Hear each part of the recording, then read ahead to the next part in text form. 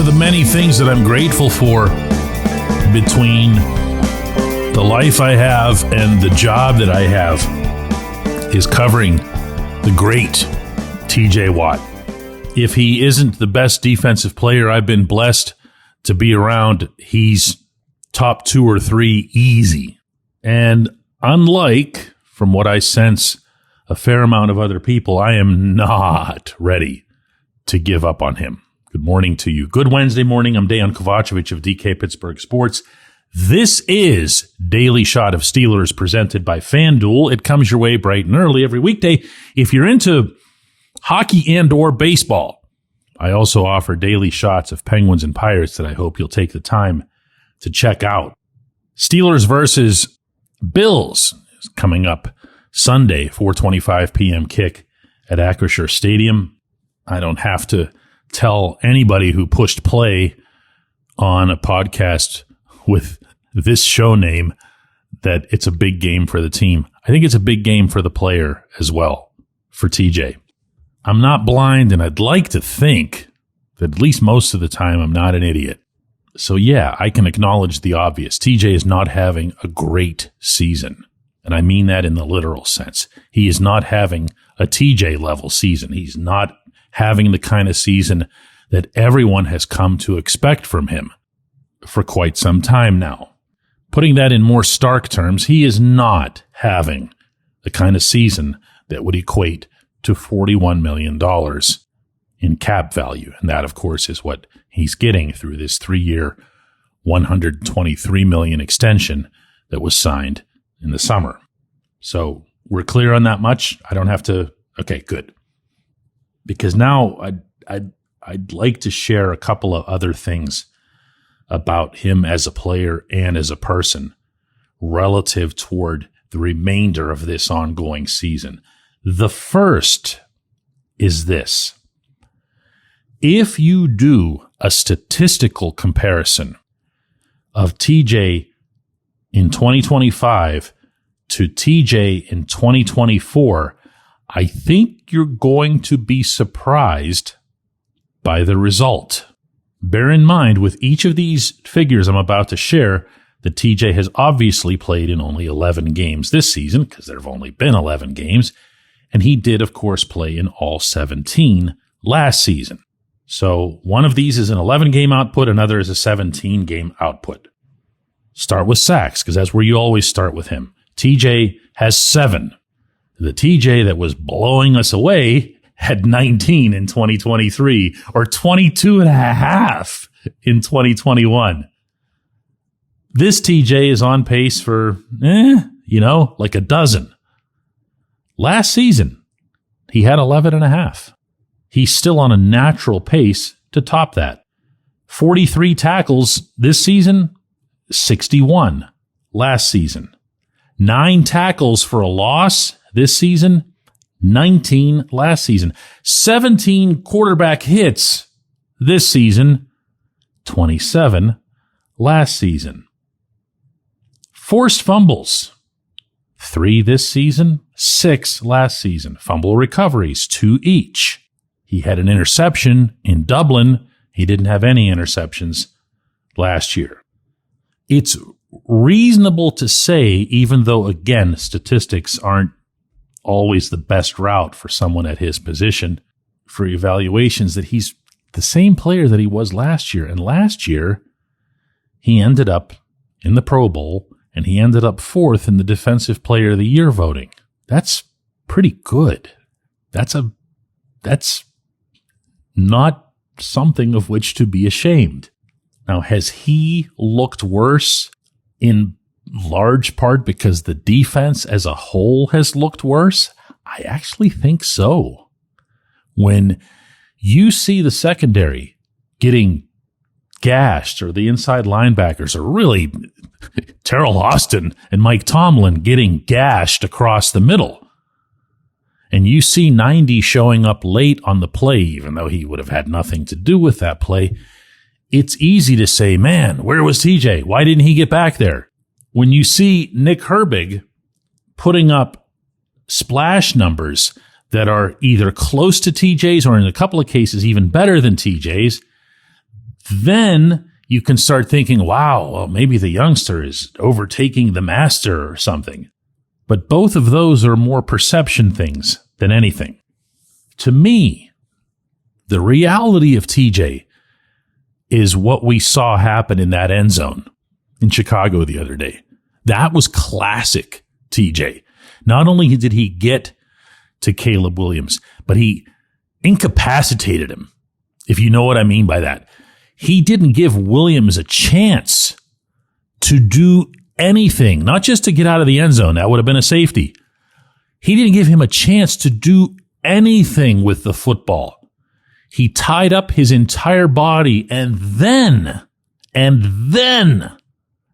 knocked the ball out for Herbig to recover for a touchdown.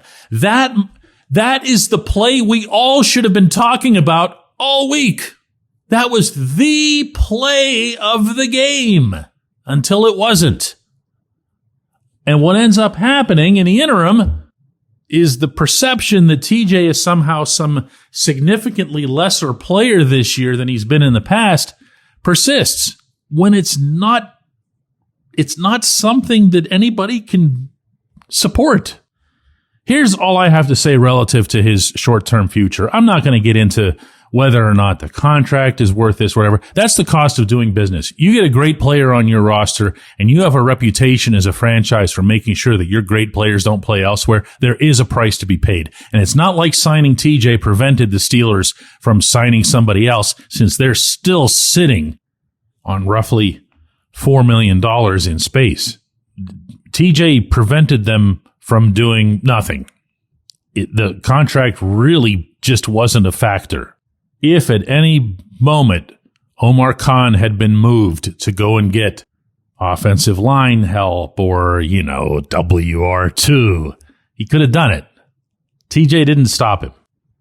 But the drive in this individual, and you see it on the field, I see it off the field, is unparalleled. And the wish that he has, the goal that he has in front of him, more than any other, is exactly what you would want it to be. It's not winning a playoff game, although he's never done that. It's not having a nice run in the playoffs. Dude wants to win the Super Bowl. Now, if you want to stick your finger up in the wind to see which way it's blowing and how you should feel about this truly great player, go right ahead and do that. If you legitimately believe on your own that this player is not worthwhile anymore, it's an authentic view, hey, go nuts. I'm nowhere near that. I am nowhere near giving up on TJ Watt. When we come back, J1Q.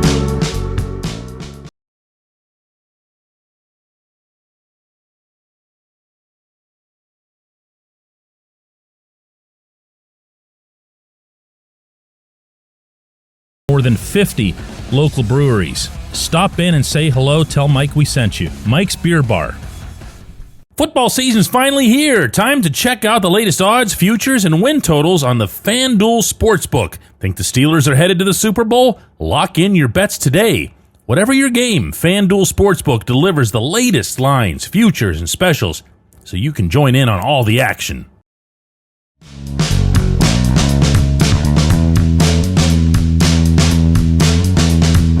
Today's J1Q comes from Connor Lasco, who says, so yeah, DK, this whole Mike Tomlin thing, we've reached a point now, definitely, where there's enough evidence that he's the elephant in the room when it comes to this team's mediocrity.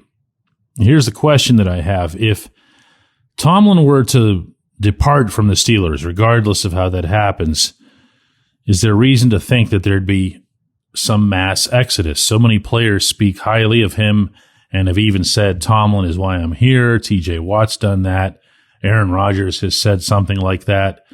Those are the two examples that come to mind. Could Tomlin leaving lead to players like that requesting a trade?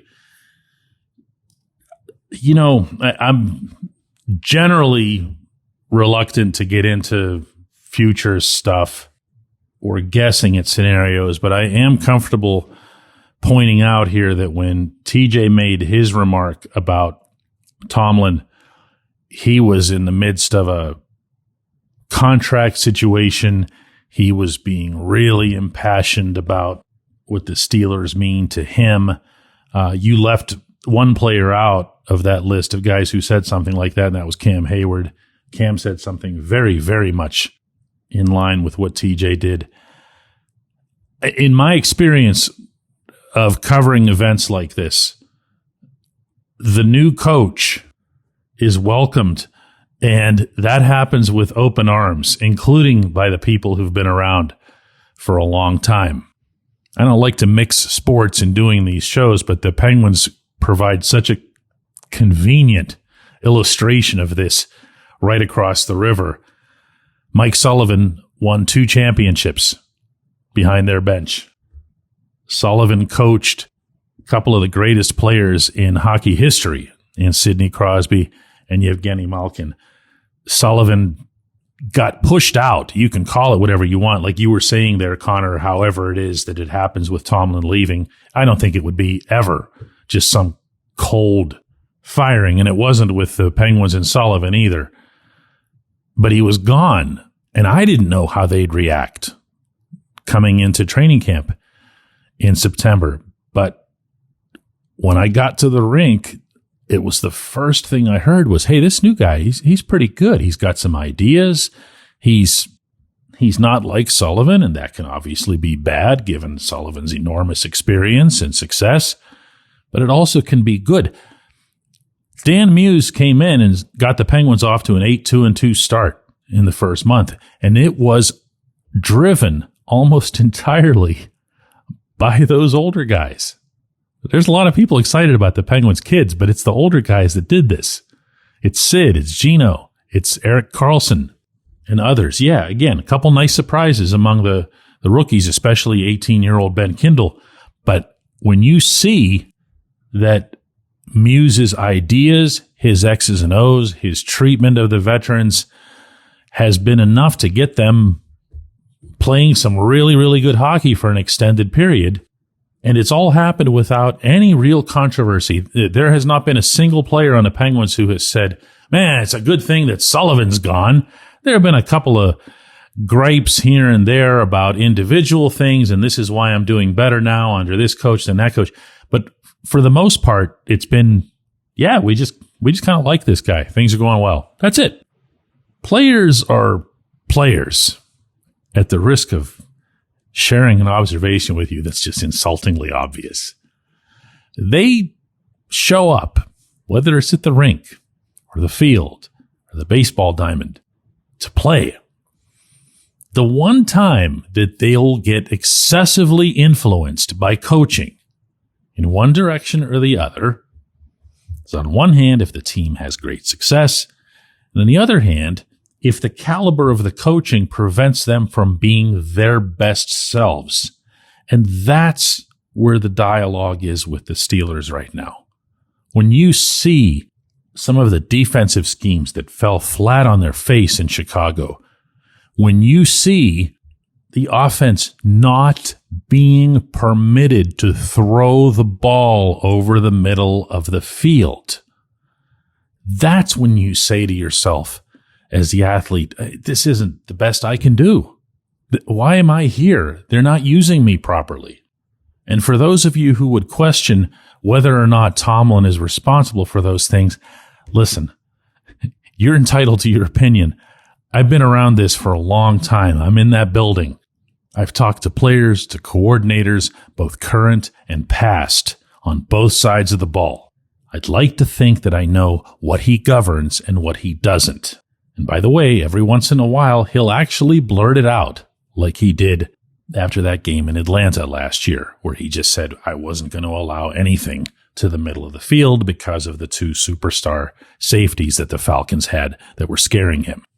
So the way I'll answer this, again, without trying to make any kind of prediction or forecast or whatever, especially about something that might never happen, is no. There wouldn't be any such thing. There's not a player in that room who would say, Coach C is out, I'm out. Not one. Not one. For a whole slew of reasons. I appreciate the question, Connor. I appreciate everybody listening to Daily Shot of Steelers. We're going to have a double shot today at 4 p.m. Eastern And then we won't have another show of any kind until our Sunday night live shot from Acrisure Stadium.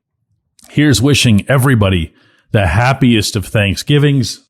If you're traveling somewhere or someone you love is traveling to come and see you, admonish up, down, and sideways. Sit in the right lane. Be smart. There's no hurry. The only thing that matters is that everybody gets to see everybody in one piece. And watch out for those little bones, in the turkey. You know which ones I'm talking? Watch out for those little bones. They'll get you. Come and find us at 4, all right?